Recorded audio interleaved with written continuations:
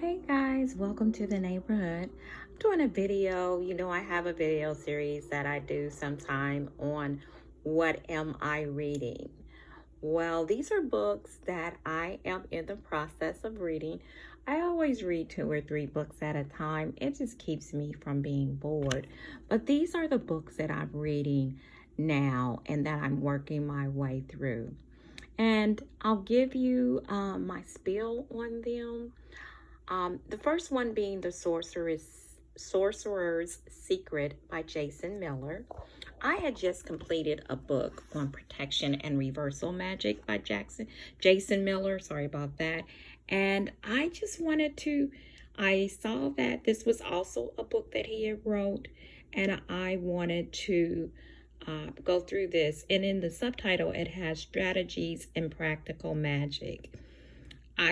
I'm about halfway through this book, and once again, I really enjoy this author, and I know he teaches classes and that kind of thing. Makes me kind of want to go through some classes and see what I think, but he offers deep insights. I really am enjoying the book. Let's look at the back of the book where it says, effect real change with real magic. Some books on magic teach it as a spiritual advancement, others as psychological self-help. But magic is something more. The Sorcerer Secrets, you'll learn practical magic to change the real world. And that, as I've gone through the book, is what I feel like I'm getting from him. Like really practical ways to practice your craft and to do things. And he gives insights during the thing about things. Now, and I also, one of the good things I like about certain books is that they don't profess to say that my way is the best way. He makes suggestions and says this is kind of like how I do it. And caution, sometimes he cautions you on certain things to research more or do more before you try this or that. So I really, really like this, that part of it. And some of the things it goes on to say, to attack problems from multiple angles, not by casting spells. So you have to, and he says that, I'm rephrasing, but the mundane as well as the magical is what we need to do. So he says this in the next line: blend mundane and magical actions to ensure success. Figure out whether what you are doing is working and fix it if it isn't. And that's one of the things I believe. Everything does not always work, but look at it, reflect on it, review it, and it may be able to fix things if it doesn't work the way you thought. Go beyond readings into magical intelligence gathering. Sometimes with divination, we can, like if you use divination all the time, like you can't make up your own mind, you got to go divine for that. There's a balance with that. Work more efficiently for yourself and others. So it really is a good read so far. I mean, I like it, and I would give it. And these are some of the contents in it. Just reading part 1, basic training. Part 2, strategic sorcery. In strategic sorcery, he's talking about divination, intelligence gathering, influence and persuasion, financial magic. It's just well-rounded, and I feel like it would make you a more well-rounded practitioner. And like I said, I'm halfway through the book, so far so good. The next book that I am reading is called The Healing Power of African American Spirituality by Stephanie Rose Byrd, author of Sticks, Stones, Roots, and Bones, which probably will be one of the next books that I try to read. This one too, I like it. I think it's a good book. She also comes up with some good points. It's, reading some of the other people who talked about the book or whatever, who, wrote a little insert for her book. One of them said, traditional African spirituality in itself is inherently rebellious. A delicious roux, an okra gumbo for beautiful black souls. Stephanie Rose Byrd's emotional and liberating text champions the synchronism of diasporic healing motives with enhancing the potency of eclectic African-centered folklore.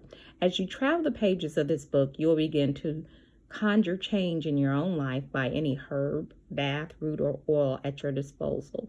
You will triumphantly follow the cowrie shells back to the crossroads lined with deities happy to be both nappy and above all sun-kissed.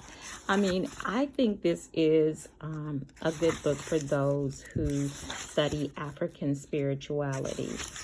She does have some recipes and that kind of thing in here, and I think they have been good.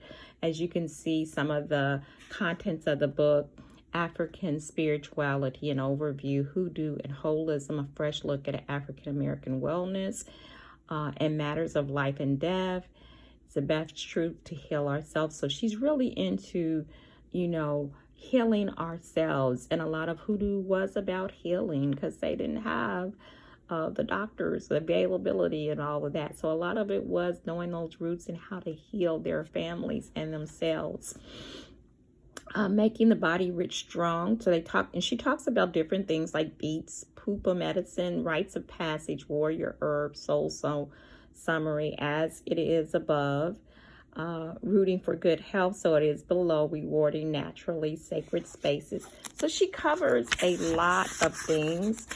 I do like the book. There, some things that she talks about, I do things a little bit differently, but that's okay, because I don't always say people are wrong or right.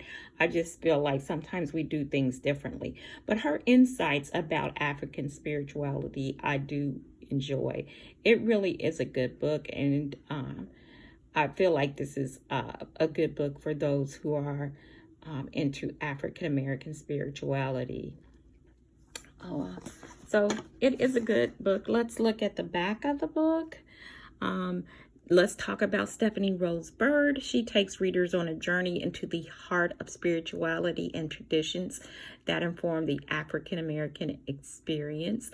Among the spiritual practices discussed here are hoodoo, talking drums, the ancient healing rituals, and magic recipes of the Dalawu, power objects, tricks, mojo bags, and herbal remedies, the African spiritual practices of Santeria, Lukumi, Obia, Regala de Ocha, Orisha, and Quimbois. I might be pronouncing some of that wrong. I'm just a hoodoo practitioner, so if I am. So Miss Byrd holds a BFA cum laude from the Tyler School of Art and Architecture at Temple University, and an MFA from the University of California at San Diego. Byrd works as an artist, herbalist, aromatherapist, sole proprietor of Almost Edible Natural Products, and visit her and it'll have where she is.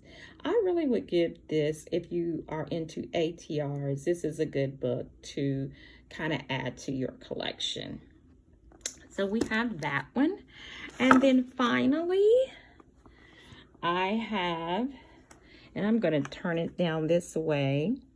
And many of you may have read this book, Entering Hecate's Garden, and it is by Cindy Branham, Magic, Medicine, and Mystery of Plant Spirit Witchcraft. And I really like the book. I like the way that she encourages you to have a relationship with the herbs, which I am strongly into, and then how she brings in Hecate and everything with that and the thoughts of that. So she really, I love the cover of the book. It's really good. And she is also the author of Keeping Her Keys, which I have read and felt like that was a really good book. So I knew this was going to be. This is another book that I am also reading with my coven. We're reading this, and I am getting a different understanding. It's funny how we all, depending on where you grow up or what you've been taught, some herbs I have a different understanding of, but she brings some insight into some herbs and things like that that I had not thought of, had not been taught, and it's a good thing. But with all of that, I'm still learning that you got to follow your own gut. I mean, these authors, they do have some information, but ultimately you got to listen to yourself in spirit with some of these. And but this is a really good book. And as you can see, I have some little marks and stuff like that.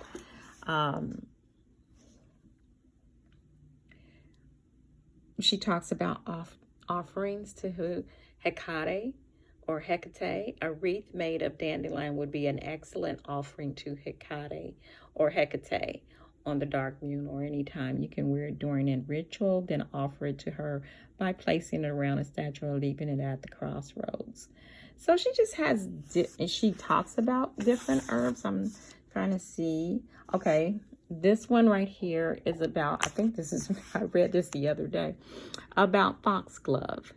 Foxglove is an amazing plant to incorporate into underworld witchery, but it's a skilled practitioner only. It's a temperamental plant given to doing as it pleases. If you're up for the challenge, proceed with steely mindset. You'll need the control that it's an incredibly poisonous and willful. You can add it to mugwort and mint base to form underworld journey incense. So she really goes over that, and then she's going over the properties and stuff, and she does this with each one. Digitalis properia, and as a nurse, I know that they use this in digoxin, which is for the heart, and she'll put the classification. It is a plant. So she just really goes over, as you can see, this is where I am, so I don't want to lose that. I mean, she really goes over the plant. She goes over the magical properties, which for the foxglove would be banishing, cunning, keeping secrets, that kind of thing, protection. She tells you what part is used, all parts of that. The planetary correspondence would be Venus. The elemental correspondence, water.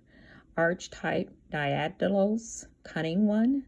World under, zodiac, Taurus. Color, purple or white, opal, and animal, the fox. So it really goes over different things like for you to consider, and even the pharmakia. It's just really intensive, but includes a lot for you to think about. So I really am enjoying it, and the information, you know, and I'm always saying this is a good reference book, but this really is a good reference book.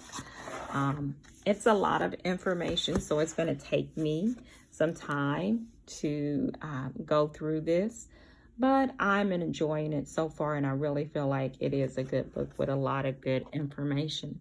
As I feel like the books that I have read, some of them can be a little intense, so it takes me a longer period of time to read them. So that's why I kind of went to not actually what I'm finished, but the books that I'm working on sometimes. Now, if I feel like, this had some more information, I may do a part 2 on some books. So these are the books that I'm reading. Entering Hecate's Garden by Cindy Branham. The Healing Power of African American Spirituality by Stephanie Rose Byrd. And both of these books, might I add, I am reading with a group. And then finally, now this one, I just picked it up because I liked the last book I read by the author. And this book is no disappointment either. The Sorcerer Secrets by Jason Miller. So, enjoy. Thanks.